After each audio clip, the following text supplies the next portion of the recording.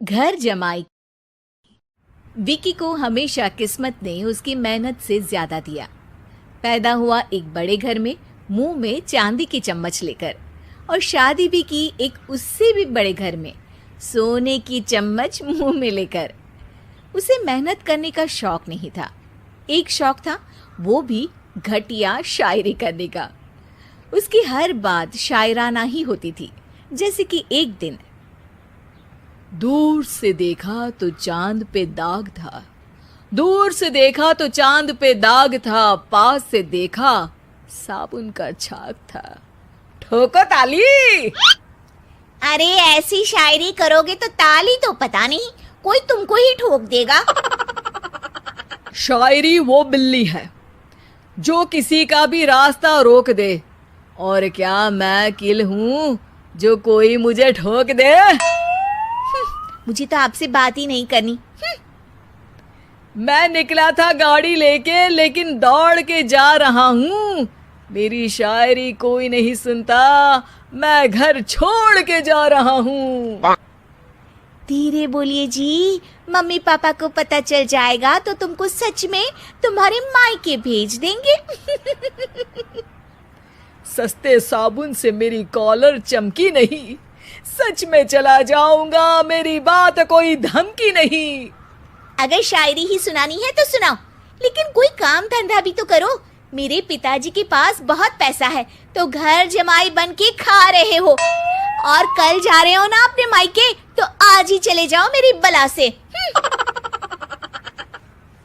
हमें तो अपनों ने लूटा, गैरों में कहाँ दम था हमें। अरे चुप हो जाओ, तुमको मिर्जा गालिब की कसम। अरे जाना है तो जाओ, लेकिन पहले मेरे मम्मी पापा से मिलकर जाओ, वरना वो क्या सोचेंगे। लेकिन विकी अकेले ही अपनी कार लेकर अपने मायके यानी कि अपने खुद के घर पहुंच जाता है। अरे बेटा, तू अचानक, बहू कैसी है? अरे माँ, बहू तो बिल्कुल बदल गई है, मुर्गी हाथ से निकल गई है। अरे क्या हुआ बेटा? उसकी आती नहीं है, मेरी जाती नहीं है। मैं करता हूँ शायरी, उसे भाती नहीं है। मेरे पास उसका फोन आया था बेटा, सही कह रही है वो। तुमको काम करना चाहिए, तभी तो इज्जत मिलेगी। घर जमाई बनके सास ससुर के पैसों पर कब तक ऐश उड़ाते रहोगे? मेरी जिंदगी में हर तरफ से उंगली हो रही है, फोन पर मेरी चुगली हो रही है। अरे चुगली नहीं कर रही थी बहू, वो तेरा भला चाहती है बेटा। सूखे हुए कपड़े को भी गीला कह रहे हैं लोग, चुगली करने को मेरा भला कह रहे हैं लोग। ठोको ताली। ये सुन के माँ अपने हाथ से अपना सर पीट लेती है। अरे माँ, ताली की जगह माथा क्यों ठोक रही हो? बेटा तू ना आराम कर, तेरे पिताजी भी आने वाले हैं, खाना लगा देती हूँ। विकी अपने घर भी दिन भर टीवी देखता है, तरह तरह का खाना खाता है, दोपहर तक सोता है, चाय पीता है, वीडियो गेम खेलता है, बस काम करने नहीं जाता। घर में नौकर चाकर है तो बिस्तर से हिलने तक की जरूरत नहीं पड़ती।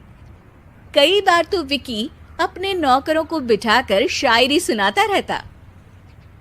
कब जाओगे बेटा?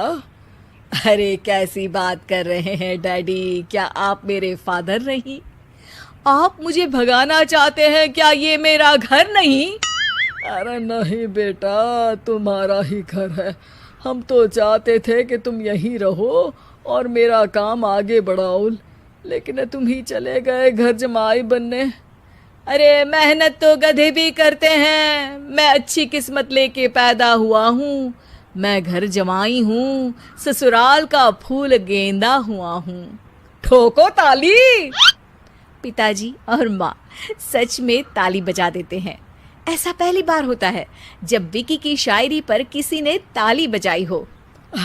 अरे आप लोग सच में ताली बजा रहे हैं? हाँ हाँ बेटा, तुम्हारे ससुर का फोन आया था, बोला जब तक घर जमाई जी कोई काम ना करने लगे हमारे यहाँ मत भेजना। अब तू तो काम करने से रहा और तुझे रहना भी है हमारे घर में ही, करेगा भी शायरी ही। और बार बार ठोको ताली बोलेगा तो आदत डाल ही लेते हैं ताली ठोकने की। विकी उसी वक्त खड़ा होता है और बहुत गुस्से में सीधे ससुराल के लिए निकल जाता है। फिर से आ गए? लेकिन सुमन को देखते ही विकी पिघल जाता है। अब सुमन, आई एम सॉरी, आज से ना मैं सिर्फ शायरी ही नहीं बल्कि काम भी करूँगा। तुम अपने ऑफिस में बात कर लेना, कोई भी मेहनत का काम कर लूँगा। मैं घर जमाए बन के रहूँगा लेकिन काम करूँगा और इज्जत से रहूँगा। मतलब सिर्फ तुम नहीं आए हो, तुम्हारे साथ तुम्हें अकल भी आ गई है। मैं अपने कारखाने का मैनेजर बनाता हूँ तुमको, कल से मेरे साथ चलना वहाँ। थैंक यू ससुर जी। थैंक यू से काम नहीं चलेगा, एक शायरी सुनानी पड़ेगी। है जरूर। ससुर के पास पैसा होते भी मेहनत जिसको भाई है, वही सच्चा दामाद है, वही अच्छा घर जमाई है। ठोको ताली। सब विकी की शायरी पर ताली ठोक देते हैं। शिक्षा, जब किस्मत आपको बहुत सारा दे दे तो उसकी कद्र करनी चाहिए और मेहनत करना कभी नहीं भूलना चाहिए।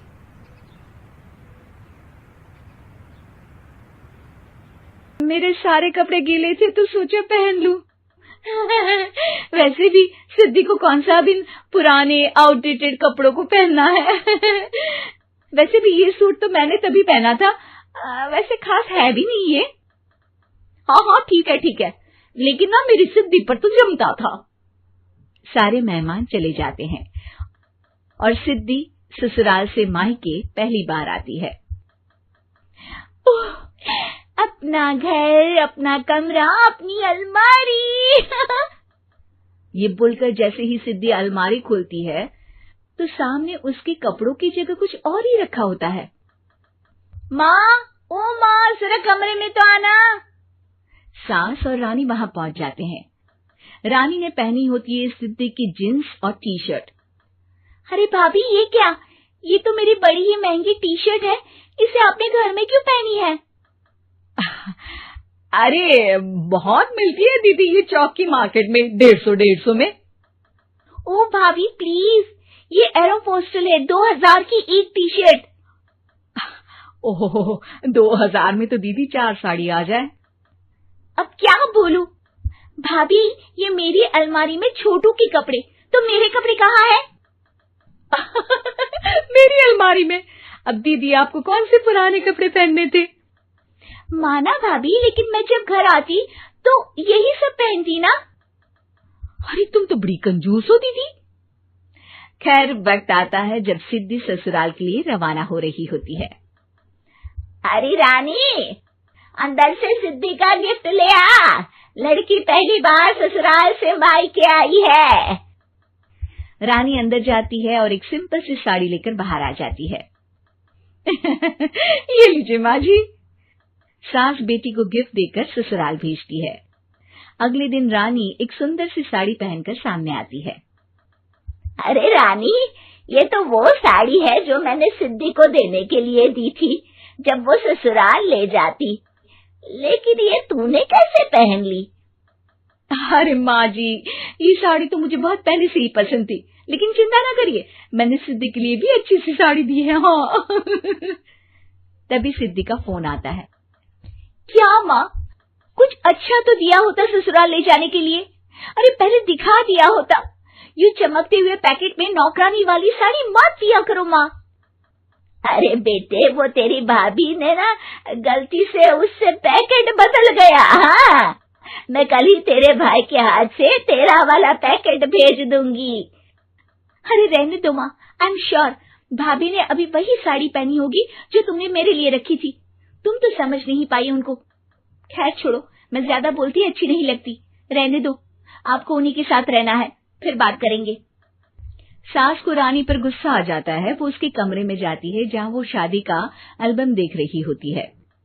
रानी, मार्केट जाकर एक ऐसी ही साड़ी लेकर आ, कल प्रतीक जाकर सिद्धि के घर दे आएगा। अरे क्यों माँ जी, कितनी साड़ी देनी है दीदी को? यहाँ कोई सेल लगी है क्या? अरे चुप कर, मेरे बेटी के हिस्से की साड़ी खुद पहन ली, अब ज्यादा ज्ञान बांट रही है। एक दिन सिद्धि का फोन आता है। माँ, मेरी सास ने आप सबको खाने पर बुलाया है। सारे लोग सिद्धि के ससुराल पहुंचते हैं। खाना खाकर वो लोग निकल रहे होते हैं कि सिद्धि की सास सभी को गिफ्ट देती है। अरे बहन जी, बेटी के घर का खाना खा लिया, यही बहुत है जो आप ऊपर से गिफ्ट भी दे रही है।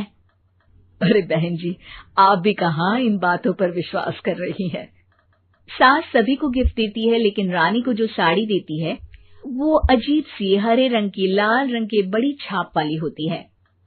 अरे छी, ये कौन पहनेगा? सासू माँ को तो जरी वाली इतनी सुंदर, और मेरे लिए ये नौकरानी वाली। अरे भाभी, दरअसल मैं जब भी घर आती थी आप वापसी में ऐसी ही साड़ी देती थी ना, तो माँ ने सोचा कि आपको आपकी पसंद की ही साड़ी क्यों ना दी जाए। बेचारी रानी, बोलती भी तो क्या। सिद्धि और सास रानी का चेहरा देखकर हंसने लगती है, तो रानी समझ जाती है कि अपने ही बिछाए जाल में